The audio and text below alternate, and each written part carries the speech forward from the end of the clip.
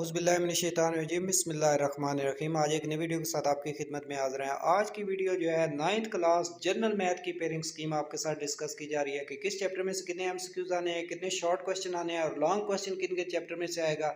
तो एक रिक्वेस्ट है कि अगर आप चैनल पर नए हैं तो सब्सक्राइब जरूर कीजिएगा। तो आइए वीडियो को शुरू करते हैं जी।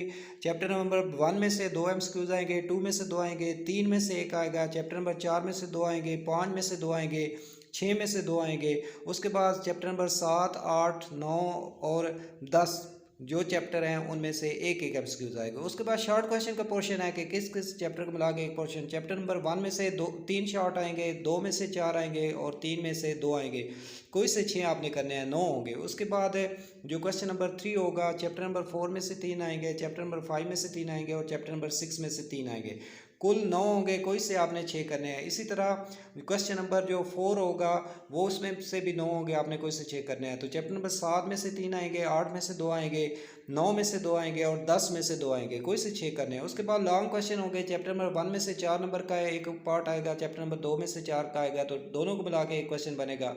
चैप्टर नंबर 3 में से 4 नंबर का आएगा, चैप्टर नंबर 4 में से भी 4 नंबर का आएगा, ये 8 8 लिखा हुआ 4 4 नंबर का आएगा। चैप्टर नंबर 5 में से 4 का आएगा और 8 में से 4 का आएगा।